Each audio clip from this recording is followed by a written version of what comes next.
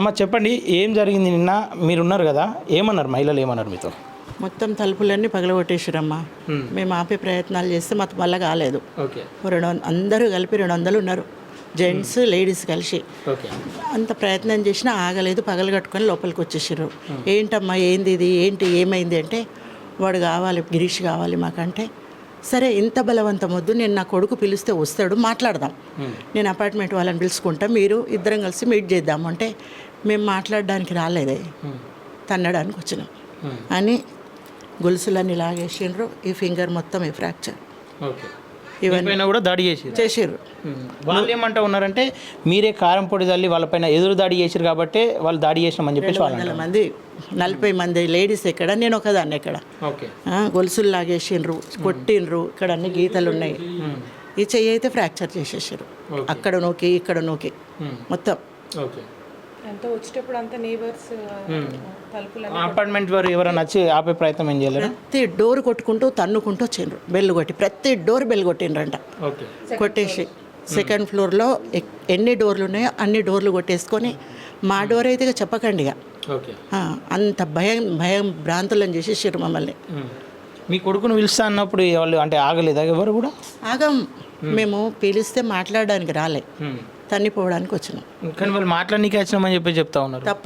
తప్పది మాట్లాడడానికి వచ్చిన వాళ్ళు తలుపులు పగలగొట్టారు, పిలిపిస్తారు, అపార్ట్మెంట్ వాళ్ళని పిలిచి మాట్లాడతారు కూర్చొని. పోలీసుల నుండి మీరు ఎట్లాంటి రక్షణ కోరుకుంటాము? పోలీసులు పిలిచిన 1 అవర్కి వచ్చారండి. 1 అవర్ 45 మినిట్స్ అయిపోయింది. చాలా భయపడిపోయినాం మేము. వాళ్ళు నిలబడ్డా కానీ పోలీసు వాళ్ళని కూడా అడ్డం తీసేసుకొని వాడిని కొట్టేసారు. వాళ్ళు ఉండంగా కూడా మా 2 చిన్నపిల్లలు వేరే రూమ్లో పెట్టేసి, మా హస్బెండ్ దానిలో పెట్టేసి మేము ఇక్కడ ఉన్నాము, మొత్తం కొట్టేసారు.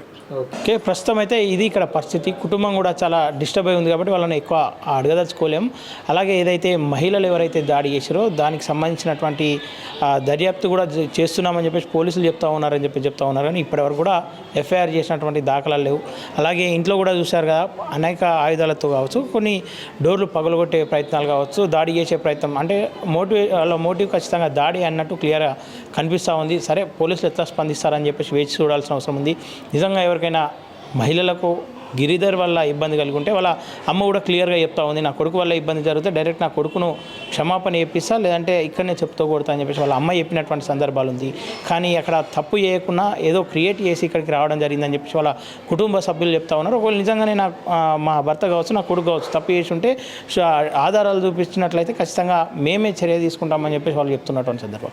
నిజంగా మహిళలు ఎవరైతే ఉన్నారో, ఎవరైతే అంటే ఎవరో చెప్తున్నారనో లేదంటే మోటివ్తో దాడులు చేసేయడం కాకుండా నిజంగా ఆధారాలతో ఉంటే ఖచ్చితంగా మా కాలోజీ టీవీ వేదిక కూడా మీ ఆధారాలను చూపించే ప్రయత్నం చేస్తాం. ఇట్లాంటి దాడులను ఖచ్చితంగా ఎండగట్టాల్సిన అవసరం పోలీసులకు ఖచ్చితంగా ఉంది. అలాగే ప్రభుత్వం కూడా దీని మీద సీరియస్ యాక్షన్ తీసుకోవాలని చెప్పేసి కోరుకుంటా ఉన్నాం. Thank you.